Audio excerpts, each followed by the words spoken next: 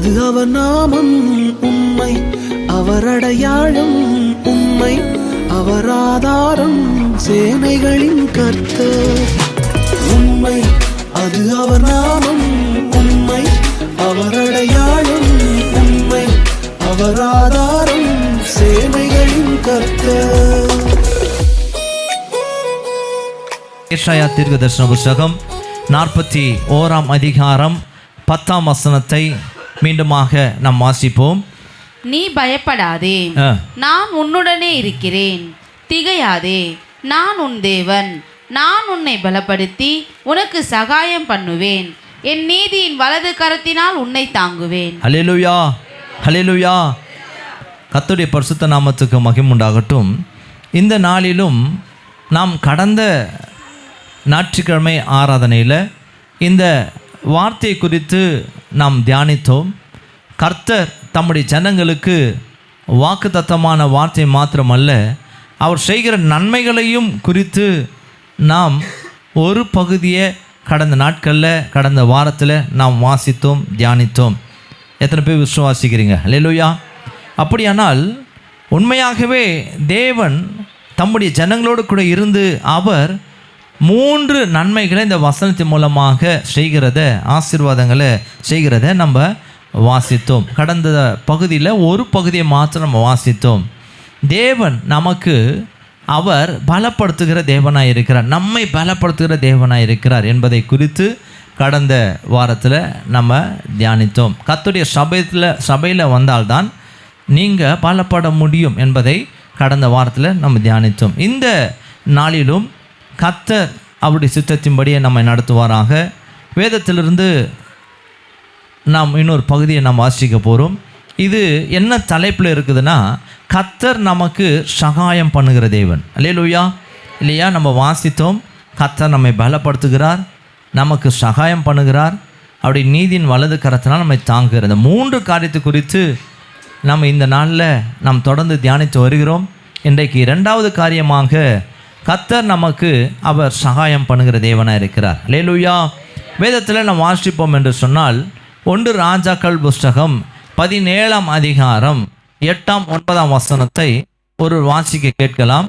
1 ராஜாக்கள் புஸ்தகம் 17ஆம் அதிகாரம் 8ஆம் 9ஆம் வசனத்தை வாசிப்போம். அப்பொழுது கர்த்தருடைய வார்த்தை அவனுக்கு உண்டாயிற்று. அவர், நீ எழுந்து சீதோனுக்கு அடுத்த சாரிபாத் ஊருக்கு போய் அங்கே தங்கியிரு. உன்னை பராமரிக்கும்படி அங்கே இருக்கிற ஒரு விதவைக்கு கட்டளையிட்டேன் என்றார். ஹல்லேலூயா, ஹல்லேலூயா. பாருங்க, இங்கே தேவனாய் கர்த்தர் எலியாவுக்கு இந்த வார்த்தையை அவர் தரார். எலியாவை தேவனாய் கர்த்தர் கேரித் ஆற்றங்கரையில் அமர்ந்திருக்கும்படி ஒரு காலத்தை தேவனாய் கர்த்தர் வைத்தார். அந்த கேரித் ஆற்றங்கரையில் அந்த இடத்துல தண்ணீர் வற்றி போனதுனால தேவனாய் கர்த்தர் மீண்டுமாக இந்த எலியாவுக்கு அவர் சொல்லி அனுப்பின வார்த்தை தான் இது. நீ என்ன செய்யணுன்னாக்கா, நீ எழுந்து அப்படின்னாக்கா உடனே நீ கிளம்பி போ. கவனிக்கணும் வேதத்தை. அப்போ நீ எழுந்து உடனே எங்கே போனால் சாரிபாத் ஊருக்கு நீ போ அப்படின்னு சொல்லி இந்த தேவ மனுஷனாகிய எலியாவை தேவனாய் கர்த்தர் வழி நடத்துகிறார். இவர் எழுந்து நீ போ, உன்னை பராமரிக்கும்படி நான் என்ன பண்ணிட்டேன், ஒரு விதவைக்கு கட்டளையிட்டேன் அப்படின்னு சொல்லும் போது இவருக்கு ஒரு பெரிய ஒரு சந்தோஷம், பெரிய ஒரு மகிழ்ச்சி. ஏன் அப்படின்னா, இவர் எப்படா காகம் வரும் அப்படின்னு சொல்லி இவர் பார்த்துருந்தவர். இப்போ ஸ்டாண்டர்டாக ஒரு வீட்டில் போய் என்ன பண்ணலாம், இப்போ நமக்கு அப்படிப்பட்ட ஒரு தேவனாய் கர்த்தர் வழியை வச்சிருக்கிறான்னு சொல்லி ஒரு சந்தோஷத்தோடு கூட என்ன பண்ணுறாரா, அவர் கடந்து போகிறாரு.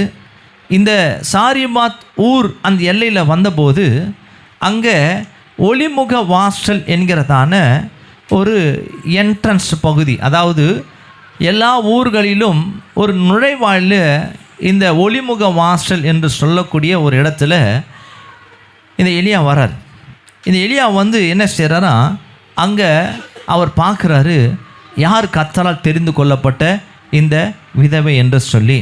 அப்படியானால் இந்த ஒளிமுக வாசல் அப்படின்னும் போது இங்கே இந்த ஏன் இந்த ஒளிமுக வாசல் அப்படின்ற ஒரு பேர் வந்ததுனாக்கா, அநேகர் அந்த பகுதியை கடந்து போகும்போது ஒவ்வொரு ஊரில் இருக்கிறவங்க, போக்குவரத்துல இருக்கிறவங்கலாம் பாருங்கள், வழிப்போக்கரெலாம் அந்த இடத்துல தாண்டி போகும்போது என்ன பண்ணுவாங்கன்னா அந்த இடத்துல ஒரு பெரிய ஒரு அமர்வதற்கு ஒரு இடம் ஒன்று உண்டாக்கப்பட்டிருக்கும். அவங்க என்ன பண்ணாலும் உட்காந்து கொஞ்சம் இலைப்பாரி கொண்டு கடந்து போவாங்க. இன்னொரு விஷயம் கூட அங்கே நடக்கும். என்ன நடக்கும் அப்படின்னா, அந்த ஊரில் நியாயம் விசாரிக்க என்ன செய்வாங்கன்னா அந்த ஒளிமுக வாசலில் கொண்டு வந்து அந்த இருக்கிற ஊர் தலைவர்கள் என்ன பண்ணுவாங்களாம், அந்த இடத்துல இருக்கிறவங்களாம் அவளுக்கு என்ன பண்ணுவோம், நியாயம் விசாரிப்பது உண்டு. இப்போ இந்த இடத்துல எலியா என்ன பண்ணுறாரா, உட்காந்து அவர் என்ன பண்ணுறாரா பார்த்துருக்கிறார். யார் தான் கர்த்தரால் தெரிந்து கொள்ளப்பட்ட இந்த விதவை என்று சொல்லி, இந்த ஸ்ரீ என்று சொல்லி அவர் காத்துரு, என்னை போஷிப்பதற்கு ஒருத்தர் ஆண்டவரை ஏற்படுத்தியிருக்கிறாரு. பரவாயில்ல, அப்படியே சந்தோஷமாக என்ன பண்ணுறாரா அவர் பார்க்குறாரு. பாருங்கள், யாருமே வரல.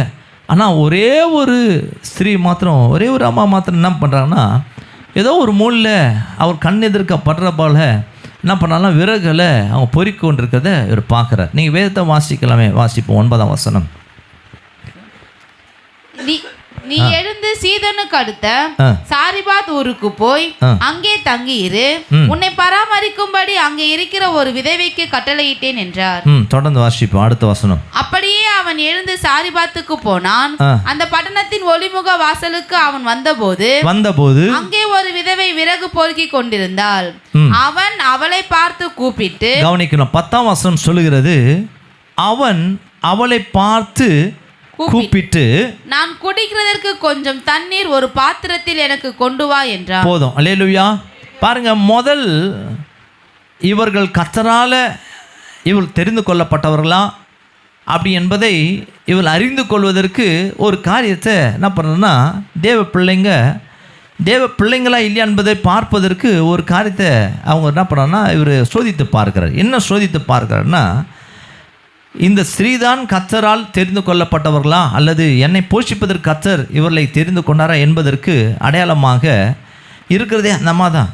ஆகையினால இவர் என்ன பண்ணாரா, அவளை கூப்பிட்டு என்ன சொல்கிறாரா, நான் குடிக்கிறதற்கு கொஞ்சம் தண்ணீர் கொஞ்சம் என்ன பண்ணுங்க ஒரு பாத்திரத்தில் எனக்கு கொண்டு வா அப்படின்னு டெஸ்ட்டு பண்ணுறாரு. முதலாவது நல்லா கவனிக்கணும், ஏன் இதை அந்த ஸ்திரீக்கிட்ட அதை சொன்னார் என்று சொன்னால், வேதத்தில் நீங்கள் வாசிக்கும் போது பாருங்களேன், அதே 11ஆம் வசனத்தில் அவள் கொண்டு வர போனாள் அப்படின்ற ஒரு வார்த்தையை நம்ம வாசிக்கிறோம். கொண்டு வர உடனே என்ன பண்ணுறா, கடந்து போகிறாள் என்பதை பார்த்த உடனே இவர் கன்ஃபார்ம் பண்ணிட்டாரு, இந்த தான் தேவனால் கர்த்தரால் எனக்கு போஷிக்கும்படி தெரிந்து கொள்ளப்பட்ட ஸ்ரீ என்று சொல்லி இவர் என்ன பண்ணாரா அறிந்து கொண்டார். ஏன் அப்படின்னாக்கா பாருங்களேன், இவர் சொன்ன வார்த்தையை கேட்ட உடனே அந்த ஸ்திரீ பாருங்க என்ன பண்ணாங்களாம், இருக்கிற எல்லாவற்றையும் அப்படியே வச்சுட்டு என்ன பண்ணாங்களாம் கடந்து போனாங்களாம். இவர் கேட்ட வார்த்தையை அதை நிறைவேற்றுவதற்கு கடந்து போனாரா. பாருங்களேன்,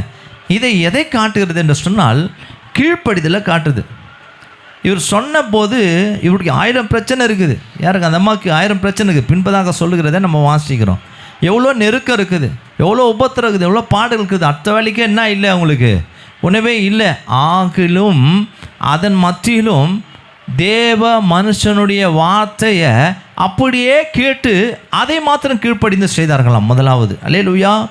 பாருங்கள், இன்றைக்கும் தேவ ஜனங்களாக இருக்க நம்முடைய வாழ்க்கையில் எத்தனையோ தேவ ஜனங்கள் என்று நம்ம இன்றைக்கி அநேகர் நம்ம தேவ ஜனங்கள் அப்படின்னு சொல்லி நம்ம சொல்லிக்கொள்ளலாம். பக்தி இருக்கும் நிறைய பேருக்கு பாவனை இருக்கும். பாவனை என்னன்னாக்கா, அவங்கள பார்த்தாவே நிச்சயமாகவே உண்மையாகவே இவர் தான் கிறிஸ்தவர் அப்படி என்பதை நம்ம காண்பித்து கொள்ளலாம். மூன்றாவது, பரவசம் முற்ற போல இருப்பாங்க. ஆனால் எல்லாம் இருந்தாலும் நமக்கு கீழ்ப்படிதல் இல்லை.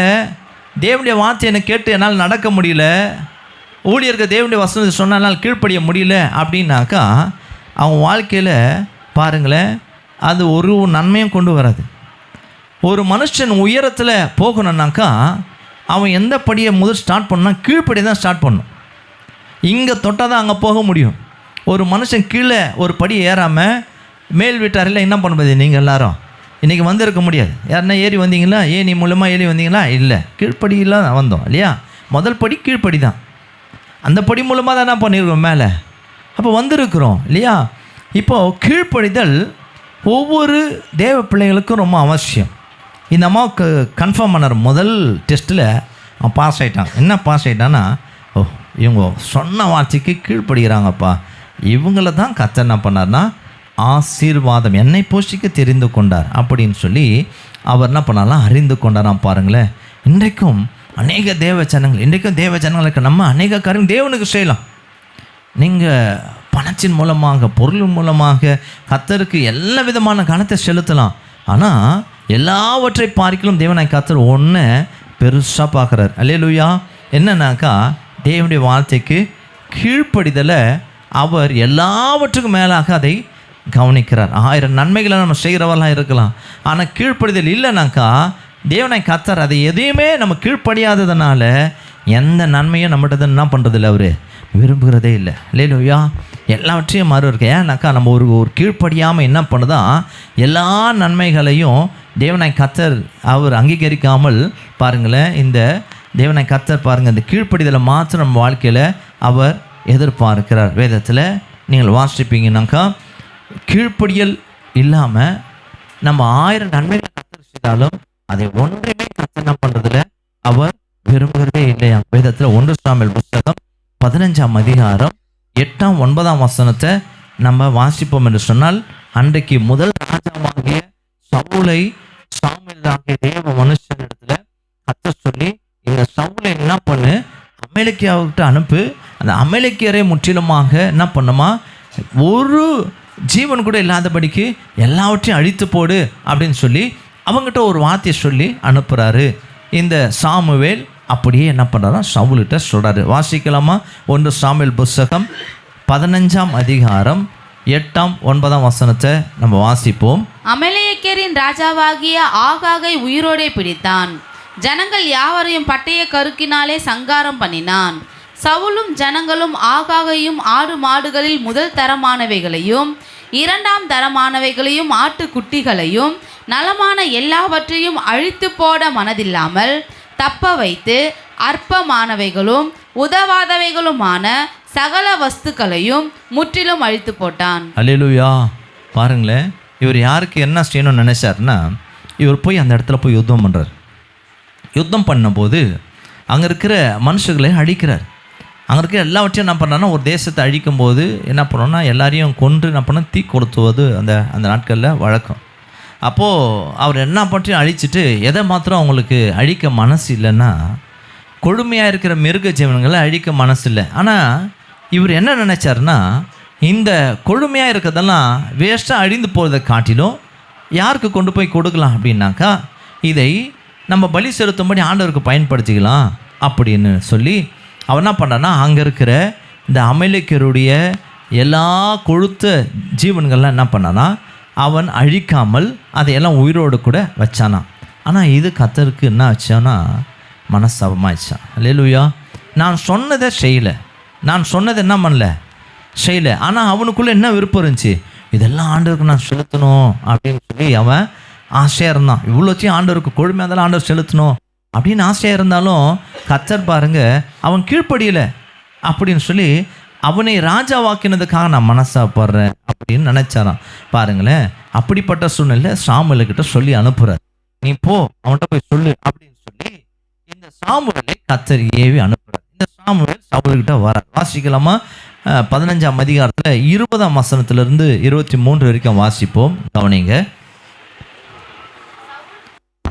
சவுல் சாமுவேலை நோக்கி, நான் கர்த்தருடைய சொல்லை கேட்டு கர்த்தர் என்னை அனுப்பின வழியாய் போய் அமலேக்கின் ராஜாவாகிய ஆகாகை கொண்டு வந்து அமலேக்கரை சங்காரம் பண்ணினேன். ஜனங்களோ உம்முடைய தேவனாகிய கர்த்தருக்கு கில்காலிலே பலியிடுவதற்காக கொள்ளையிலே சாபத்தீடாகும் ஆடு மாடுகளிலே பிரதானமானவைகளை பிடித்து கொண்டு வந்தார்கள் என்றான். அதற்கு சாமுவேல் கர்த்தருடைய சத்தத்திற்கு கீழ்ப்படுவதை பார்க்கிலும் சர்வாங்க தகனங்களும் பலிகளும் கர்த்தருக்கு பிரியமாயிருக்குமோ, பலியை பார்க்கிலும் கீழ்ப்படுதலும் ஆட்டுக்கடாக்களின் நிலத்தை பார்க்கிலும் செவி கொடுத்தலும் உத்தமம். ரெண்டகம் பண்ணுதல் பில்லி சூனிய பாவத்திற்கும் முரட்டாட்டம் பண்ணுதல் அவபக்திக்கும் விக்கிரக ஆராதனைக்கும் சரியாய் இருக்கிறது. நீர் கர்த்தருடைய வார்த்தையை புறக்கணித்தபடியினாலே அவர் உம்மை ராஜாவா இராதபடிக்கு புறக்கணித்து தள்ளினார் என்றான். அல்லேலூயா. பாருங்க, ஒரு கீழ்ப்படியாதல அவன் கீழ்ப்படியாமல் இருந்ததுனால அவன் வாழ்க்கையில் பாருங்கள், அவன் தேவனிடத்துலேருந்து அவன் ராஜாவாகிய அந்த ஸ்தானத்தை கூட இழந்து போனதாக வேதம் சொல்லுகிறது. அல்லேலூயா. அப்போ தேவனாய் கர்த்தர் பாருங்கள், இன்றைக்கும் அவருடைய வார்த்தைக்கு யார் யாரெல்லாம் கீழ்ப்படுகிறார்களோ அவர்களை அதிகமாக நேசிக்கிறார். யார் யாரெல்லாம் கீழ்ப்படியிலையோ அவள் என்ன தான் கொடுத்தாலும் கர்த்தர் என்ன பண்ணுறதில்ல, அவர்களையே நேசிக்கலை, அவனுடைய பொருளை மாத்திரமா நேசிக்க போகிறாரு. அல்லேலூயா. இல்லையா? அப்படியானால் பாருங்கள், இந்த சவுல் என்ன பண்ணனா, இவன் கர்த்தருக்கு எல்லாவற்றையும் அப்படிப்பட்டதான பலிகளை செலுத்தலாம் அப்படின்னு சொல்லி அவன் வைத்திருந்தாலும் பாருங்களேன், தேவனாய் கர்த்தர் அதை விரும்பலை. இன்றைக்கும் அப்படிதான். நம்ம தேவ ஜனங்களாக இருக்கிறோம், நம்ம தேவ பிள்ளைகளாக இருக்கிறோம். நம்ம இடத்துல இருக்கிற எல்லா காரியங்களை பார்க்கலாம், பணத்தை பார்க்கலாம், பொருளை பார்க்கலாம், ஆண்டவருக்கு நீங்கள் செய்கிற எல்லாவற்றை பார்க்கலாம். தேவனாய் கர்த்தருடைய வார்த்தைக்கு கீழ்ப்படிந்து யாரெல்லாம் நடக்கிறார்களோ அவர்களே அவருக்கு பிரியம். அல்லேலூயா, அல்லேலூயா. அவர்கள் தான் அவருக்கு பிரியம். யாரெல்லாம் கர்த்தருடைய வார்த்தைக்கு கீழ்ப்படிந்து அப்படியே நடக்கிறார்களோ. பாருங்கள், நிறைய பேர் கீழ்ப்படிய மாட்டாங்க, தேவனுடைய வார்த்தைக்கு செவி கொடுத்து நடக்க மாட்டாங்க, இல்லையா? அதன்படி நடக்கிறது இல்லை, கீழ்ப்படுகிறது இல்லை. அப்போ தேவனாய் கர்த்தர் எப்படி அவங்க வாழ்க்கையில் நன்மை செய்வார், எப்படி அவங்களுக்கு உதவி செய்வார், எப்படி அவங்களுக்கு துணையாக இருப்பார்? அப்படியானால் உண்மையாகவே பாருங்களேன், தேவனாய் கர்த்தர் அவர் நன்மை செய்கிற தேவன், சகாயம் செய்வார் என்று சொன்னால் அந்த சகாயத்தினுடைய பொருள் என்னன்னாக்கா உதவி செய்வார், துணையாக இருக்கிற தேவன். அல்லேலூயா. அப்போது இந்த வார்த்தைக்கு பின்பதாக அவர் உதவியும் செய்கிற தேவன், துணையாக இருக்கிற தேவன். இப்போ இன்றைக்கும் யார் யாரெல்லாம் நம்ம தேவ ஜனங்களாக இருக்கிறோம், நமக்கு ஒரு வேளை உதவியற்றவர்களாக இருக்கலாம். இன்றைக்கு நம்ம வாழ்க்கையில் எந்த ஒரு துணையே இல்லாமல் நம்மளே கஷ்டப்பட்டு நம்மளே ஓடிக்கிட்டு நம்மளே எல்லாவற்றையும் செய்கிறவர்களாக இருக்கலாம், பாரமுடையவர்களாக இருக்கலாம், நீங்கள் கஷ்டப்படுகிறவர்களாக இருக்கலாம். ஆகிலும் கர்த்தர் நமக்கு அவர் சகாயம் பண்ணுகிற தேவனாக இருக்கிறார். ஆனாலும் அவர் நமக்கு சகாயம் செய்கிற தேவனாக இருந்தாலும் நம்ம வாழ்க்கையில் நமக்கு எதிர்பார்க்கிற ஒன்று கீழ்ப்படிதல். அல்லேலூயா. நம்ம கீழ்ப்படியாமல் அவர்கிட்ட எந்த ஒரு நன்மையும் பெற்றுக்கொள்ள முடியாது. அந்த சாரிபாத் விதவையானவள், அவள் பாருங்கள், அவர்கிட்ட எதுவுமே இல்லை. ஆனால் என்ன பண்ண, முதலாவது அவருடைய வாழ்க்கையில் இந்த எலியா பார்க்குறாரு, கீழ்ப்படிதலை பார்க்குறாரு. அவள் ஓடி போய் என்ன பண்ணுறாரா, தண்ணி கொண்டு வர கீழ்ப்படிந்தாள் என்று சொல்லி வேதம் சொல்லுது. இன்றைக்கும் தேவ ஜனங்களாக இருக்கிற நம்ம வாழ்க்கையில் இன்றைக்கும் இந்த வார்த்தையை நம்ம கேட்டுக்கொண்டு இருக்கிறோம். தேவனுடைய ஜனங்களாகிய நம்முடைய வாழ்க்கையில் நம்ம எல்லாவற்றுக்கும் கர்த்தருடைய வார்த்தைக்கு கீழ்ப்படிங்க. மனுஷன வார்த்தை கிடையாது, கர்த்தருடைய வார்த்தை என்ன சொல்லுதோ அதை நீங்கள் கீழ்ப்படிந்து நடக்கும்போது தான் கர்த்தர் உங்களுக்கு சகாயம் செய்ய, உங்களுக்கு உதவி செய்ய, உங்களுக்கு துணையாக இருக்க கர்த்தர் இறங்கி வருவார். ஆகையினால தான் தேவனுடைய வார்த்தைக்கு நம்ம கீழ்ப்படிய வேண்டும். அதுதான் கர்த்தருக்கு பிரியம். நாம் தேவனுடைய வார்த்தைக்கு கீழ்ப்படிந்து நடக்கும்போது தேவனுடைய ஆசீர்வாதங்களை யாராலையும் தடுக்கவே முடியாது. தேவன் உங்களுக்கு கொடுக்க வேண்டிய நன்மையை யாராலையும் தடுக்கவே முடியாது. காரணம், நீங்கள் கீழ்ப்படிந்து கர்த்தருடைய ஆசீர்வாதத்துக்கு நேராக நீங்கள் இருக்கிறபடியால் ஒரு தடையும் உங்களுக்கு வருவதே கிடையாது. அப்படியானால் தேவனாய் கர்த்தர் நம்ம வாழ்க்கையில் அவர் கீழ்ப்படிதலை எதிர்பார்க்கிறார். நாம் கீழ்ப்படிந்து நடக்கும்போது கர்த்தருடைய உதவியும் கர்த்தருடைய துணையாய் இருப்பதிலும் நமக்கு ஒரு தடையும் நமக்கு வராது. கர்த்தர் நமக்கு சகாயம் செய்கிற தேவனாய் இருக்கிறார். இந்த சாரிபாத்துடைய அந்த ஸ்திரீ கூட பாருங்களேன், அவன் வாழ்க்கையில் அவர்களை தேடி கர்த்தர் அனுப்புவதற்கு காரணம் அவளுக்குள்ள ஒரு காரியம் இருந்துச்சு, கீழ்ப்படிதல். அல்லேலூயா. ரெண்டாவது காரியம் பாருங்கள், அந்தம்மா வாழ்க்கையில் ரெண்டாவது இந்த எலியா அவர் கவனிக்கிறார். வாசிப்போம். 1 ராஜாக்கள் புஸ்தகம் 17ஆம் அதிகாரம் 11ஆம் வசனத்தை நாம் வாசிக்கலாம். கொண்டு வர அவள் போகிற போது அவன் அவளை நோக்கி கூப்பிட்டு, கொஞ்சம் அப்பமும் உன் கையிலே எனக்கு கொண்டு வா என்றான். அல்லேலூயா. இப்போ ரெண்டாவது பாரத்தை என்ன பண்ணுறாருன்னா, அவர் மொல்லமாக போகிறாங்களே அப்படின்னு சொல்லிட்டு இவங்களுக்கு இன்னொரு விஷயத்தையும் அவங்களுக்கு சொல்லுவோம் அப்படின்னு சொல்லி அவங்க போகும்போது உடனே அவர் சொல்கிறாரு, கொஞ்சம் உன் கையில் என்ன பண்ணு, அப்பத்தையும் கொண்டு வா அப்படின்னு சொல்கிறாரு. உடனே இந்த அம்மா என்ன சொல்கிறாங்களாம், 12ஆம் வசனத்தை இப்போ நம்ம வாசிக்க போகிறோம். அவன் சொல்கிறத நம்ம வாசிக்க போகிறோம். அதற்கு அவள் பானையில் ஒரு பிடி மாவும் கலயத்தில் கொஞ்சம் எண்ணெயுமே அல்லாமல் என்னிடத்தில் ஒரு அடையும் இல்லை என்று உம்முடைய தேவனாகிய கர்த்தருடைய ஜீவனை கொண்டு சொல்லுகிறேன். அல்லேலூயா. இங்கே பாருங்கள், இது 2 காரியம் இருக்குது. முதலாவது ஒன்று என்ன சொல்கிறேன்னா, அவர் சொல்கிறார், அந்த பானையில் ஒரு பிடி மாவும் களையத்தில் கொஞ்சம் எண்ணெயுமே அல்லாமல் என்னிடத்தில் ஒரு அடையும் இல்லை என்று சொல்லி இருக்கிறதாகவே அவன் என்ன பண்ணான்னு சொன்னான். கவனிக்கணும் இல்லையா? அவள் என்ன பண்ணானா, உண்மையுள்ளவளாக இருந்தாள் என்று சொல்லி அவர் கண்டுபிடிச்சார். அல்லேலூயா. இந்த ஸ்திரீ உண்மையுள்ளவளாக இருந்தார். வேதத்தில் நம்ம வாழ்க்கையில் ஏன் கீழ்ப்படிதல் அப்படின்னு சொல்கிறாங்க, ஏன் உண்மையுள்ளவளாக இருக்கணும், ஏன் இந்த வாத்தியமெல்லாம் நம்ம நடக்கணுமா அப்படின்னாக்கா, அதன்படி நடக்கிறவள் தான் கர்த்தர் வாக்குத்தத்தம் பண்ண நன்மைகள்லாம் பெற்றுக்கொள்ள முடியும். ஏன்னா வேதத்தில் தேவனுடைய ஆசீர்வாதத்துக்கெல்லாம் அதுக்கு முன்பதாக நாம் செய்ய வேண்டிய காரியங்கள் உண்டு. அப்படியானால் நம்ம அந்த ஆசீர்வாதத்துக்கெல்லாம் பாருங்கள், ஒவ்வொரு நிபந்தனை தேவனை கத்த வச்சிருக்கிறார். நீங்கள் கீழ்ப்படியும் போது கத்தருடைய அந்த கீழ்ப்படிதலுக்கு ஏற்ற ஆசீர்வாதங்களை கத்த நம்ம வாழ்க்கையில் பெற்றுக்கொள்ள முடியும் செய்வார். இந்த அம்மா வாழ்க்கையில் பாருங்களேன், ரெண்டாவது காரியத்தை இவர் கவனிக்கிறாரு. அவெல்லாம் பண்ணலாம், இவர் பார்க்கல, போய் இவர் கேட்குறாரு. ஆனால் அவங்க சொல்கிறாங்க, என்கிட்ட இருக்கிறத அப்படியே அவன் என்ன பண்ணான்னா சொன்னாங்களாம். இது ரொம்ப ரொம்ப ரொம்ப பாருங்கள், ஒரு மனுஷனுக்கு, தேவ மனுஷனுக்கு இல்லைன்னு சொல்லிட முடியும் இல்லையா? அவங்களாம் பார்க்க போகிறாங்க இல்லை. ஆனால் இவள் என்ன பண்ணாராம் பார்த்திங்கன்னா, இவங்க உண்மையுள்ளவர்களாய் இருந்தார்கள் என்று சொல்லி நம்ம பார்க்க முடிகிறது. உண்மையாகவே பாருங்களேன், இவங்களை உண்மையுள்ளவர்களாக இவங்க இருக்கிறதுனால தான் கர்த்தர் என்ன பண்ணான்னா அங்கே அவளை ஆசீர்வதிக்கும்படி அனுப்பினார். அல்லேலூயா. ஏன்னா உண்மையுள்ளவர்களுக்கு தான் கர்த்தருடைய ஆசீர்வாதம் வரும் என்று சொல்லி நீதிமொழிகள் புஸ்தகத்தில் 28ஆம் அதிகாரத்தில் 20ஆம் வசனம் சொல்லுகிறது. வாசிக்கலாமா? அதன்படி தான் கர்த்தர் ஆசீர்வதிக்க முடியும். உண்மையுள்ள மனுஷன் பரிபூரண ஆசீர்வாதங்களை பெறுவான். போதும். அல்லேலூயா. உண்மையுள்ள மனுஷன் எப்படிப்பட்டதான ஆசீர்வாதங்களை பெறுவான்? பரிபூர்ணமான அப்படின்னா குறைவில்லாத ஆசீர்வாதங்களை பெற்றுக்கொள்வான். கவனிக்கணும். இப்போ இவங்க ஆசீர்வாதத்தை பெறுவதற்கு அவங்க எப்படிப்பட்டவங்களாக இருக்கிறாங்கன்னா உண்மையுள்ளவர்களாக இருக்கிறாங்க. இன்றைக்கு பாருங்கள், தேவ ஜனங்களுடைய வாழ்க்கையில் இன்றைக்கு தேவ ஜனங்களாக இருக்கிறோம். நம்ம வாழ்க்கையில் கர்த்தருக்கு முன்பாக நம்ம உண்மையுள்ளவர்களாக இருக்கிறோமா? யோசித்து பாருங்களேன். ஏன் அப்படின்னா நம்ம உண்மையுள்ளவர்களாக இருந்தால்தான் அதற்கேற்ற நன்மை பெற்றுக்கொள்ள முடியும். வேதம் சரியாக இருக்கும். இன்றைக்கு நம்ம வாழ்க்கையில் நம்ம நன்மை பெற்றுக்கொள்ளாமல் இருப்பதற்கு காரணம் தேவன் அல்ல. அந்த வசனம் என்னென்னலாம் சொல்லுதோ நீங்கள் அப்படியே ஃபாலோ பண்ண அந்தந்த ஆசீர்வாதம் நமக்கு வந்துட்டே இருக்கும். அல்லேலூயா. இன்றைக்கி அதை நம்ம செய்கிறதில்லை. ஏன் அப்படின்னாக்கா நம்ம அதை சரியாக வாங்குறதே இல்லை காதில். அல்லேலூயா, அல்லேலூயா. இன்றைக்கி நம்ம என்ன பண்ணுறோம்? ரொம்ப கேட்குறோம், அவ்வளோதான். ஆனால் நம்ம செய்கிறதில்லை.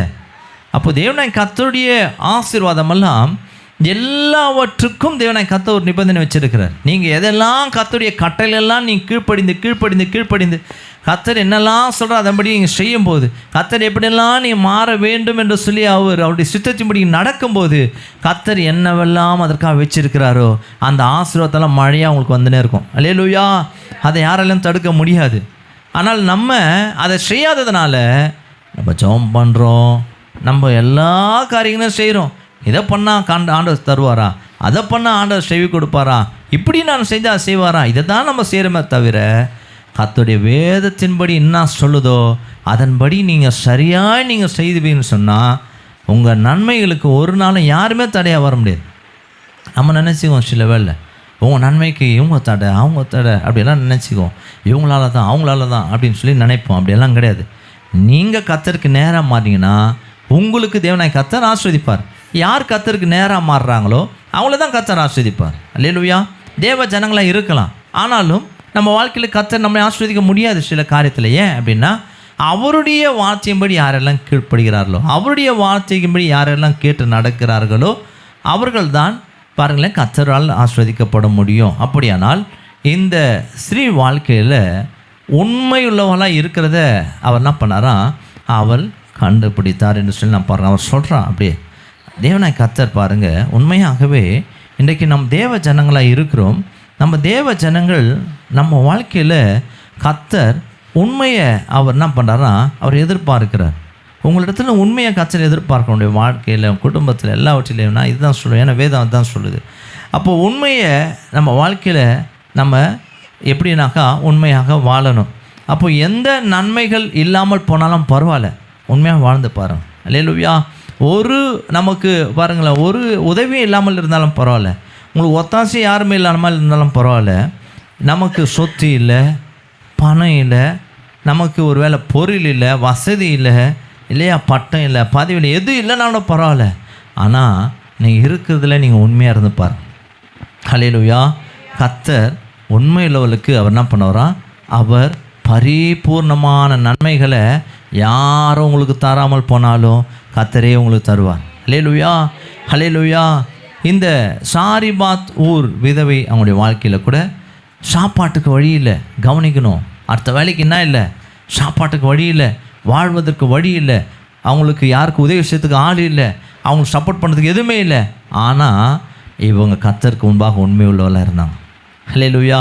இதை பார்க்கும்போது உண்மையாகவே தேவனாய் கர்த்தர் பாருங்கள், அப்படிப்பட்ட ஆட்களை கர்த்தர் விரும்புகிறார். ஏன் அப்படின்னா வேதம் சொல்லுகிறது பாருங்களேன், தேவனாய் கர்த்தர் அவர் சொல்கிறாரு, நானே வழியும் சத்தியமும் அப்படின்ற சத்தியம் என்கிற வார்த்தையை அவர் பயன்படுத்துகிற பாருங்களேன். நானே வழியும் சத்தியமும் ஜீவனுமாக இருக்கிறேன் இல்லையா.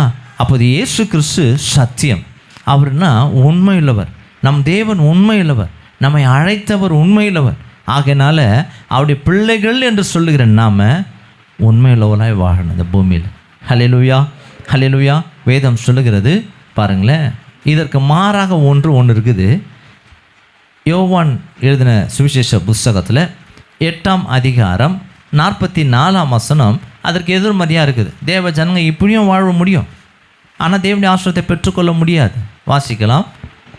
நீங்கள் உங்கள் பிதாவாகிய பிசாசானவனால் உண்டானவர்கள், உங்கள் பிதாவினுடைய இச்சைகளின்படி செய்ய மனதா இருக்கிறீர்கள். அவன் ஆதி முதற்கொண்டு மனுஷ கொலைபாதகனா இருக்கிறான். சத்தியம் அவனிடத்தில் இல்லாதபடியால் அவன் சத்தியத்திலே நிலை நிற்கவில்லை. சத்தியத்தில் அவன் என்ன பண்ண முடியல, நிலை நிற்கவில்லை.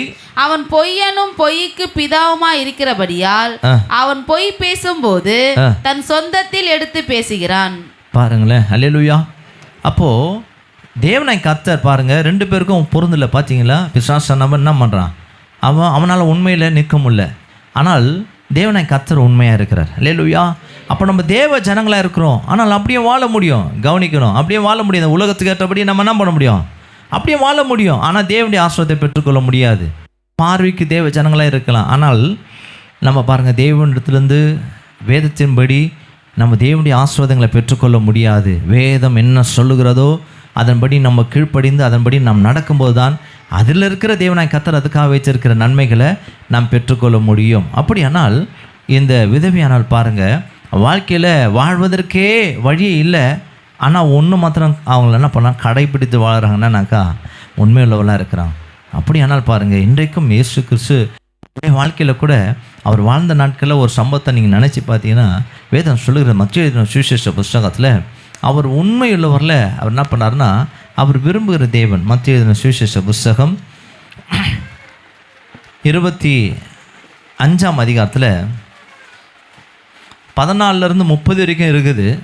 முக்கியமான வசனத்தை மாத்திரம் வாசிக்க போகிறோம். இங்கே அவர் ஓமைகளை, பரலோக ராஜ்யத்துக்கு குறித்ததான ஓமைகளை அவர் சொல்கிறார். இதில் ஒன்று என்னன்னாக்கா, ஒரு மனுஷன், ஒரு எஜமான் என்ன பண்ணுறான்னா, அவனுடைய வேலைக்காரங்களை அழைத்து அவனுடைய திறமைக்கு ஏற்பபடி அவளுக்கு என்ன பண்ணுறான்னா தாளந்துங்களை கொடுத்து தூர தேசத்துக்கு கடந்து போகிறாராம். ஒரு மனுஷனுக்கு 5 தாளந்தும், ஒரு மனுஷனுக்கு 2 தாளந்தும், இன்னொருத்தருக்கு 1 தாளந்துமாக இப்படி அவள் கொடுத்துட்டு தூரமாக பிரயாணம் செய்துட்டார். இப்போ அவர் நெடுநாள் ஆயிடுச்சு, ஆனால் வரார். மீண்டுமாக வந்து என்ன பண்ணாரா, இவர்களை கணக்கு கேட்டார் என்று சொல்லி அங்கே எழுதப்பட்டிருக்கிறது. முக்கியமான வசனத்தை மாத்திரம் நம்ம வாசிக்க போகிறோம். 19, 20, 21. வெகு காலமான பின்பு அந்த ஊழியக்காரருடைய எஜமான் திரும்பி வந்து அவர்களிடத்தில் கணக்கு கேட்டான். அப்பொழுது 5 தாளந்தை வாங்கினவன் வேறு 5 தாளந்தை கொண்டு வந்து, ஆண்டவனே, 5 தாளந்து என்னிடத்தில் ஒப்புவித்தீரே, அவைகளை கொண்டு இதோ வேறு 5 தாளந்தை சம்பாதித்தேன் என்றான். அவனுடைய எஜமான் அவனை நோக்கி நல்லது, உத்தமமும் உண்மையும் உள்ள ஊழியக்காரனே, கொஞ்சத்திலே உண்மையா இருந்தா. கவனிக்கணும், அந்த கொஞ்சத்தில் என்ன பண்ண, உண்மையாயிருந்தாய், அநேகத்தின் மேல் உன்னை அதிகாரியாக வைப்பேன், உன் எஜமானுடைய சந்தோஷத்திற்குள் பிரவேசி என்றார். ஹல்லேலூயா, ஹல்லேலூயா. பாருங்க, அந்த எஜமானுக்கு முன்பாக அவன் உண்மையாக இருந்ததுனால அந்த எஜமான் அவர் கொடுக்குற ஒரு ஆசீர்வாதம்னாக்கா, நீ கொஞ்சத்தில் உண்மையாக இருந்ததுனால உன்னை அநேகத்துக்கு நான் அதிகாரியாக மாற்றுவேன், நீ என்ன பண்ணு, என்னுடைய சந்தோஷத்துக்குள்ளே பிரவேசி என்று சொல்லி கர்த்தருடைய அங்கே பார்த்தீங்கன்னாக்கா அங்கே பரலோக ராஜ்யத்தை குறித்ததான செய்தியை அவர் உண்மையுள்ளவளாக இருக்க வேண்டும் என்பதை அவள் கற்றுத்தருகிறதை பார்க்கிறோம். அப்படியானால் உண்மைதான் பாருங்கள் நம்முடைய வாழ்க்கையில் உயர்ந்த இடத்துல கொண்டு போகும். அல்லேலூயா. நம்ம வாழ்க்கையில் நீங்கள் உண்மை இல்லாமல் இருப்பீங்கன்னு சொன்னால் நம்ம முதலாவது தேவனிடத்துலேருந்து நம்ம உதவி பெற்றுக்கொள்ள முடியாது. தேவனிடத்துலேருந்து நம்ம எந்த ஒரு நன்மையும் பெற்றுக்கொள்ள வேண்டுமானால் நம்ம கர்த்தருக்கு முன்பாக உண்மையுள்ளவளாய் நம்ம இருக்கணும். அந்த சாரிபாத் அந்த விதவையோடைய வாழ்க்கையில் கூட அவர் உண்மையுள்ளவளாய் இருந்தார் என்பதை பார்த்து தான் கர்த்தர் என்ன பண்ணாரா, இந்த எலியாவை அவரிடத்தில் அனுப்பினார். ஏன்னா வேதம் அப்படி தான் சொல்லுகிறது. இன்றைக்கும் இந்த ஆராதனை வந்திருக்கிற நம்முடைய வாழ்க்கையில் கூட நம்ம கூட தேவனுக்கு முன்பாக இந்த பூமியின் வாழ்க்கையில் நம்ம கூட உண்மையாய் நாம் தேவனாய் கர்த்தருக்கு முன்பாக வாழ்வோம் என்று சொன்னால் அவர் அந்த வாழ்க்கையை அப்படிப்பட்டதான ஒரு வாழ்வை அவர் விரும்புகிற தேவன். இந்த பூமியில் வாழ்க்கையில் நம்ம எல்லாவற்றிலையும் உண்மையாக இருப்போம் என்று சொன்னால் கர்த்தர் நமக்கு சகாயம் உண்டாகும்படிக்கு நமக்கு உதவி செய்ய வல்லமையுள்ள தேவன். நமக்கு துணையாக இருந்து எல்லா நன்மைகளையும் நமக்கு அவர் நிச்சயமாய் செய்வார். அதை யாராலையும் தடுக்கவே முடியாது. அல்லேலூயா. மூன்றாவது காரியம் பாருங்களேன், இந்த விதவையானவருடைய வாழ்க்கையில் இந்த எலியா பார்க்கிற மூன்றாவது காரியம் என்னன்னாக்கா, மீண்டுமாக இந்த 12ஆம் வசனத்தில் அந்த விதவையான சொல்கிறான், என்ன சொல்கிறேன்னா, என்கிட்ட இந்த ஒரு பிடி மாவும் கலையத்தில் கொஞ்சம் எண்ணெயுமே அல்லாமல் வேறொரு அடையும் இல்லை என்பதை சொல்லிட்டு உம்முடைய பாருங்கள் தேவனாகிய கர்த்தருடைய ஜீவனை கொண்டு சொல்லுகிறேன். என்ன சொல்கிறேன் வாசிக்கலாமா அந்த வசனத்தை மீண்டுமாக? அதற்கு அவள், பானையில் ஒரு பிடி மாவும் கலயத்தில் கொஞ்சம் எண்ணெயுமே அல்லாமல் எண்டத்தில் ஒரு அடையும் இல்லை என்று உம்முடைய தேவனாகிய கர்த்தருடைய ஜீவனை கொண்டு சொல்லுகிறேன். பாருங்களேன், இந்த ஸ்ரீயானவள் தேவனை அறிந்தவளாக இருந்தாள். கவனிக்கணும், இது ரொம்ப ரொம்ப முக்கியம். ஃபஸ்ட்டு அவள் கீழ்ப்படிந்தாள், ரெண்டாவது உண்மையுள்ளவளாக இருந்தாள், மூன்றாவது கர்த்தரை அறிகிற அறிவு அவனுக்கு இருந்துச்சு. அல்லேலூயா. வேதத்தில் நம்ம வாசிக்கும் போது லூக்கா எழுதின சுவிசேஷ புஸ்தகத்தில் இயேசு கிறிஸ்து சொல்கிற ஒரு வசனத்தில் வாசிக்கலாம். 4ஆம் அதிகாரம் 25ஆம் வசனத்தை நம்ம வாசிக்கலாம். 25, 26. அன்றியும் எலியாவின் நாட்களிலே 3 வருஷமும் 6 மாதமும் வானம் அடைப்பட்டு தேசமெங்கும் மிகுந்த பஞ்சம் உண்டாயிருந்த போது இஸ்ரவேலுக்குள் அநேகம் விதவைகள் இருந்தார்கள். கவனிக்கணும், தேவ ஜனங்களுக்குள்ள அநேக விதவைகள் இருந்தார்கள். ஆயினும் எலியா சீதோன் நாட்டிலுள்ள சரெப்தா ஊரில் இருந்த ஒரு விதவையிடத்திற்கு அனுப்பப்பட்டானே அல்லாமல் மற்றொருத்தினிடத்திலும் வேற யாருக்கும் அனுப்பப்படலை. காரணம் ஏன் அப்படின்னாக்கா, இங்க இஸ்ரவேல் ஜனங்களுக்குள்ள இருக்கிறாங்க விதவைகள் அநேகம் இருக்கிறாங்க. அதையும் சொல்றாரு பாருங்க, இல்லைன்னு சொல்லலை. அப்போ இஸ்ரவேல் ஜனங்கள் அப்படின்னா தேவ ஜனங்களுக்குள்ள அநேக விதவைகள் இருக்கிறாங்க, ஆனால் ஆசீர்வாதம் பெறலை. கர்த்தரிடத்திலிருந்து எந்த நன்மை பெற்றுக்கொள்ள கர்த்தரால் தெரிந்து கொள்ளப்படலை. அதான் கவனிக்கணும். யாரை தெரிந்து கொண்டார்னா, புறஜாதியான சீதோன் தேசத்தில் இருக்கிற இந்த சாரிபாத் விதையை கர்த்தர் தெரிந்து கொண்டார். யோசித்து பாருங்களேன், இன்றைக்கி தேவ ஜனங்களை தெரிந்து கொள்ளலை கர்த்தர். தேவ ஜனங்களுக்கு உதவி செய்ய கர்த்தர் தெரிந்து கொள்ளலை, ஆனால் விதவைகள் இருக்கிறாங்க. இன்றைக்கு நம்ம வாழ்க்கையில் அப்படி தான். ஏன் தெரிந்து கொள்ளலை அப்படின்னாக்கா, இவர்களுக்கு வசனம் தெரியும், இவங்களுக்கு ஜபம் தெரியும், எல்லாமே தெரியும், எல்லாம் பண்ணுவாங்க, ஆனால் என்ன பண்ண மாட்டாங்கன்னா கர்த்தரை அறிகிற அறிவில்லை. அப்படின்னா என்னன்னாக்கா, தேவ ஜனங்கள் அன்றைக்கு ஏன் இஸ்ரவேலுக்குள்ள அப்படின்ற ஒரு வார்த்தையை வச்சாருன்னா, இந்த இஸ்ரவேல் ஜனங்கள் மோசே நியாயப்பிரமாணம் நல்லா தெரியும், கட்டளை தெரியும், தேவன் வச்சிருக்கிற கட்டளைகள் தெரியும், தீர்க்கதரிசிகளுடைய ஆகமங்கள்லாம் நான் தெரியும், ஆனால் நடக்க மாட்டாங்க. அல்லேலூயா. வசனம் தெரியும், இன்றைக்கு நம்ம வாழ்க்கையில் கூட ஜெபம் பண்ண தெரியும், இன்றைக்கு சபைக்கு வர தெரியும், ஆனால் கர்த்தரை அறிகிற அறிவுக்குள்ளே நம்ம என்ன இல்லை அப்படின்னா என்ன அர்த்தம்னா, கர்த்தரை அறிகிற அறிவுனா கர்த்தரோடு கூட ஒப்புரவாகி நடக்கிறது தான் கர்த்தருடைய அறிகிற அறிவு. அல்லேலூயா. அப்போ இது இல்லை அவங்களுக்கு. அதனால தான் கர்த்தர் பார்க்குறாரு, இஸ்ரேல் ஜனங்களில் இவ்வளோ பேர் இருக்கிறாங்க, ஆனாலும் இவங்களுக்கு என்ன இல்லைன்னா கர்த்தரை அறிகிற அறிவு இல்லாதனால இவங்களுக்கு உதவி செய்ய கர்த்தர் வரல. ஆனால் எங்கேயோ மூலையில் இருக்கிற அந்த சாரிபாத் விதவிக்கு கர்த்தர் உதவி செய்ய அனுப்புனார்னா அந்த அம்மா சொல்கிறாங்க, பாருங்கள், தேவனாய் கர்த்தருடைய ஜீவனை கொண்டு சொல்லுகிறேன், என்னுடைய காரியத்தில் அவர் நல்லா தெரியும் அப்படின்னு சொல்லி. அல்லேலூயா. அப்படியானால் கர்த்தரை அறிகிற அறிவில் இந்த சாரிபாத் விதவி இருந்தால், ஆகையினால கர்த்தர் பாருங்க தம்முடைய ஜனத்துக்கு கூட அவர் செய்யாமல் அவர் கர்த்தரை அறிந்த அந்த சாரிபாத் விதவிக்கு நேராக இந்த எலியாவை அனுப்பினாருங்க. அல்லேலூயா. இன்றைக்கும் இந்த வார்த்தையை கேட்குற நம்முடைய வாழ்க்கையில் நம்ம கேட்போம், நமக்கு வசனமெல்லாம் கேட்போம் இல்லையா, நமக்கு ஒவ்வொரு வாரம் இல்லை, டெய்லி சொன்னாலும் நம்ம கேட்போம். ஆனால் என்ன இல்லை, நமக்கு நடக்கிறதுக்கு என்ன இல்லை, நமக்கு இல்லை. அதனால தான் நம்ம இஷ்டவேலர். அல்லேலூயா. வேதத்தில் யாக்கோபு எழுதுகிறாரு, 1ஆம் அதிகாரம் 22ஆம் வசனத்தை நீ எடுத்து வாசித்து பாருங்களேன். யாக்கோபு 1ஆம் அதிகாரம் 22ஆம் வசனம். அல்லாமலும் நீங்கள் உங்களை வஞ்சியாதபடிக்கு, கவனிக்கணும், முதல்ல ஆரம்பத்தில் எழுதுறாரு, உங்களை வஞ்சிக்காதபடிக்கு திருவசனத்தை கேட்கிறவர்களாய் மாத்திரமல்ல அதன்படி செய்கிறவர்களாயும் இருங்கள். அதன்படி செய்கிறவர்களாயும் இருங்கள், இல்லைன்னா நீங்கள் வஞ்சிக்கப்படுவீர்கள். நீங்களே ஏமாற்றிக் கொள்ளுறீங்க. நான் ஆண்டவர் பிள்ளை, நான் ஆசீர்வாதம் உள்ள தேவஜனம், நான் ஆபிரகாம் ஆசீர்வாதத்துக்கு சொந்தக்காரன் சொல்லி நம்ம சொல்லினே தான் இருக்கணும். எனக்கா ஜெபம் பண்ணுங்க, என்ன இல்லை, என் நன்மையே இல்லைங்க, மறைமுகமாக வந்து இந்த காரியம் எனக்கு என்ன இல்லை, நான் பெற்றுக்கொள்ளவே இல்லை. ஆனால் யாருடைய சந்ததி நம்ம? நாங்கள் ஆசீர்வாதம் உள்ள சந்ததி. உலகத்தில் போய் நம்ம சொல்லுவோம், நான் யார் தெரியுமா, ஆண்டவருடைய ஜனம். சாதாரணமாக நினச்சிக்காத, உன்னை போல் நாங்கள் இல்லை அப்படின்னு நினச்சிக்கிறோம். ஆனால் நம்ம வாழ்க்கையில் என்ன இல்லை, அவன் நல்லா இருக்கிறது போல் கூட நம்ம இல்லை. காரணம் ஏன் நம்ம என்ன பண்ணுறது இல்லைன்னா, எல்லாமே தெரிஞ்சிருந்தாலும் அதன் வழியாக நடக்கிறதே இல்லை. பாருங்களேன் இல்லையா, நம்ம தேவ ஜனங்களாக இருந்தாலும் நம்ம அதன்படி நடக்கணும். யாரெல்லாம் கர்த்தரை அறிகிற அறிவு அப்படின்னா, வேத வசனத்தை நம்ம கேட்கிறவர் மாத்திரமல்ல, அது நமக்குள்ளே இருந்து நம்மை நடத்துமானால் இதுதான் கர்த்தரை அறிகிற அறிவு. அல்லேலூயா. நீங்கள் அவரை அறிந்து கொள்ளுறீங்க அப்படின்னா அவருக்குள்ளே நீங்களும் உங்களுக்குள்ள அவரும் வாசமாக இருப்பது தான் கர்த்தரை அறிகிற அறிவு. அல்லேலூயா. இப்படி வசனம் உங்களை நடத்துமானால், நீங்கள் கர்த்தரை அறிகிற அறிவில் நீங்கள் இருப்பீங்கன்னு சொன்னால், நீங்கள் வளர்ந்து பெறுவீங்கன்னு சொன்னால், கர்த்தர் பாருங்கள் நம்ம வாழ்க்கையில் நமக்கு நிச்சயமாக உதவி செய்கிற தேவன். அல்லேலூயா. அந்த நாட்கள் அதான் சொல்கிறார், லூக்கா 4ஆம் அதிகாரம் நம்ம வாசித்தோம் இல்லையா.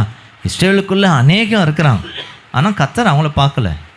யார் மாத்திரம் அந்த ஒரு விதவை கர்த்தரை தேடுகிற, கர்த்தரை அறிந்திருக்கிறவளாக இருக்கிறா, கர்த்தர் பாருங்கள் வேதம் சொல்லுகிறது உண்மையாகவே அவங்க வாழ்க்கையில் அப்படியே நிறைவேறுது. கர்த்தரை தேடுவோருக்கு ஒரு நன்மையும் என்ன பண்ணாது, குறைப்படாது. இப்போ அவங்களுக்கு குறைப்பட போகுது. ஆனால் அவங்க என்ன பண்ணுறாங்க, கர்த்தரை தேடுறவங்க அடுத்த வேலைக்கு என்ன இல்லை, அவங்களுக்கு மாவு இல்லை, அவங்களுக்கு எண்ணெய் இல்லை, அடுத்த வேலைக்கு இல்லை, இந்த வேலைக்கு ஆண்டவர் நினச்சிட்டா இருப்பாங்க. ஏன்? கர்த்தரை தேடுறதுனால அவங்களுக்கு என்ன பண்ணக்கூடாது, வசனம் மாறிடக்கூடாது இல்லையா. அப்போ வசனம் என்ன சொல்லுதுன்னா, கர்த்தரை தேடலுக்கு அவங்களுக்கு பானையில் எண்ணெய், அவங்க மாவு இருக்கணும், எண்ணெய் இருக்கணும்னு சொல்லுது. ஆனால் அவங்களுக்கு கர்த்தரை தேடுறாங்க, ஆனால் அவங்களுக்கு அடுத்த வேலைக்கு என்ன இல்லை, காலியாக போகுதுன்ற ஒரு சூழ்நிலை வரும்போது கர்த்தர் அனுப்புகிறார் பாருங்க. ஏன்? அவளுக்கு ஒரு நன்மையும் குறைப்படக்கூடாது. பஞ்ச காலம் முழுவதுமாக என்ன பண்ணோம், அவங்க திருப்தியாக சாப்பிடணும். அதுதான் வேதம் சொல்லுது. ஏன்? கர்த்தரை அறிகிற அறிவு. இன்றைக்கி தேவ ஜனங்களாக இருக்கலாம், நம்ம எல்லாமே நமக்கு தெரியும், சொல்லிக் கொடுக்க யாருமே தேவையில்லை. ஆனால் என்ன இல்லைன்னா அதை செயல்படுத்துக்கு நம்மளால் முடியல. பாருங்கள், வசனத்தை கேட்போம், நடக்க மாட்டோம். இதுதான் நம்மக்கிட்ட இருக்கிற பிரச்சனை. ஆனால் யாரெல்லாம் கர்த்தருடைய வசனத்தை கேட்டு அதற்கு அப்படியே கீழ்ப்படிந்து நடக்கிறார்களோ அவர்களை தான் கர்த்தர் என்ன பண்ணனா பிரியப்படுகிறார், நேசிக்கிறார். அவ்வளோ தான் உதவி செய்ய தாண்டி வர்றார். எவ்வளோ தூரம் இஸ்ரேல் தேசத்தெல்லாம் தாண்டி தான் சீரியா தேசம் போகுது. அதான் இதெல்லாம் தாண்டி அங்கே வர்றார். இன்றைக்கி தேவ ஜனங்களுக்கு நம்ம வாழ்க்கையில் யோசித்து பாருங்கள், கர்த்தர் சகாயம் பண்ணுகிறவர், அவரில் எந்த ஒரு குறையும் இல்லை. ஆனால் அதற்கு நம்ம தகுதியாக இருக்கிறோமா? அதுக்கு நம்ம மாற்றிக்கொள்ளணும். தேவனிடத்தில் ஆசீர்வாதத்தை கேட்குற நம்ம அவருடைய என்ன விரும்பாதபடி நீங்கள் மாற்றிக்கொள்ளணும்.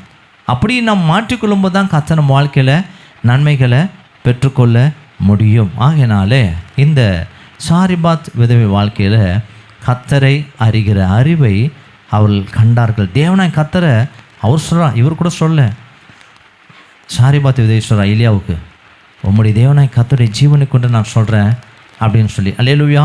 அப்படியானால் பாருங்கள், கர்த்தர் பாருங்கள், கர்த்தரை அவள் தேடுகிறதுனால, கர்த்தரை அறிகிற அறிவு அவளுக்கு இருந்ததுனால, கர்த்தர் வேறு யாரையும் அவர் பார்க்காம அவளுக்கு மாத்திரம் என்ன பண்ணார், அவங்களுக்கு அந்த சாப்பிடுவதற்கு பஞ்சகாலம் முழுதுமாக அவளுக்கு திருப்தியாக இருப்பதற்கு கர்த்தர் என்ன பண்ணாராம், எலியாவை அனுப்பினார். காரணம், கர்த்தரை அவள் அறிந்திருந்தபடியால். அப்போது கர்த்தர் அவளுக்கு சகாயம் பண்ணினார். அவளுடைய மாவும் குறையல, அவருடைய எண்ணெயும் குறைந்து போகலை. 3.5 வருஷமும் அவள் சாப்பிட்டார்கள், அவள் திருப்தி அடைந்தார்கள் இல்லையா. அந்த பஞ்ச காலம் முழுதுமாக அவருடைய வாழ்க்கையில் தொடர்ந்து தேவனுடைய ஆசீர்வாதத்தை, சகாயத்தை, உதவியை பெற்றுக்கொண்டார்கள். நம்ம இதை கேட்குறோம், தேவ ஜனங்களாக இருக்கிறோம். இன்றைக்கும் இந்த ஆராதனை வந்திருக்கிற நம்முடைய வாழ்க்கையில் கர்த்தரை அறிகிற அறிவு நமக்கு வேணும். தேவ ஜனங்களை சொல்லிக்கிறது பெருசு கிடையாது.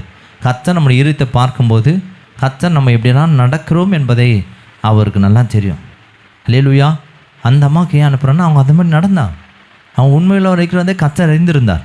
அவள் கீழ்ப்படுகிறவளாக இருக்கிறதே கர்த்தர் அறிந்திருந்தார். அவள் கர்த்தரை அறிகிற அறிவில் இருந்தார்கள் என்பதை கர்த்தர் அறிந்திருந்தார். ஆகினால தான் செலெக்ஷன் பண்ணி அனுப்புனார். நீங்கள் ஸ்ட்ரெயிட்டாக சாரிபாத் தான் போன, வேற எங்கேயும் போகக்கூடாது. அங்கே போகும்போது அந்த விதவிக்கு தான், அந்த அம்மாவுக்கு தான். ஏன்னா கர்த்தர் கரெக்டாக குறித்தார். ஏன் குறித்தார்? அவங்க கீழ்ப்படிதல் உள்ள வாழ்க்கை இருந்துச்சு, உண்மையுள்ளவளாக இருந்தாங்க, அவள் கர்த்தரை அறிகிற அறிவில் அவங்க இருந்தார்கள். ஆகையினால தான் கர்த்தர் அவளுக்கு சகாயம் பண்ணார். இன்றைக்கும் தேவ ஜனங்களாக இருக்கிறோம். வாக்குத்தத்தெல்லாம் நம்ம சொல்லுது இல்லையா, நானும் தேவன், நீ பயப்படாது, நான் உனக்கு சகாயம் பண்ணுவேன், வசனம் நல்லா இருக்கும். ஆனால் இந்த வார்த்தை நம்ம வாழ்க்கையில் கிரியேஷன்னா, நம்ம வாழ்க்கையிலும் கர்த்தர் அதற்கேற்ற பாத்திரமாக மாறணும்.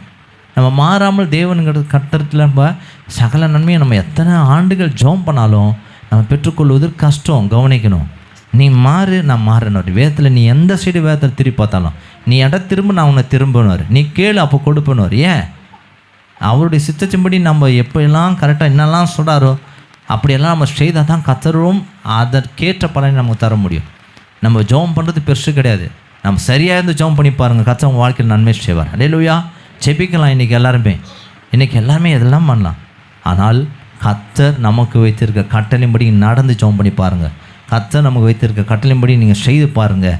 நீ ஆட்டோமேட்டிக்காக உங்களை தேடி என்ன பண்ணுவார்? கர்த்தர் உங்களை தேடி அனுப்புவார். உங்களை தேடி உங்களுக்கு வேண்டிய சகல நன்மைகளையும் அனுப்புவார். இந்த அம்மாவுக்கு ஒரு வாழ்வாதாரத்துக்கு, ஒரு சாப்பிடுவதற்கு, உணவுக்கு உண்டான ஆசீர்வாதம் இல்லாமல் இருந்தாங்க. கர்த்தர் அவளை தேடி அனுப்பினார். காரணம், கர்த்தருக்கு ஏற்றவளாக அவள் இருந்தார்கள், அவள் கீழ்ப்படிதல் உள்ளவளாக இருந்தார்கள், உண்மையுள்ளவளாக இருந்தார்கள், கர்த்தரை அறிகிற அறிவில் அவர்கள் இருந்தார்கள். அல்லேலூயா.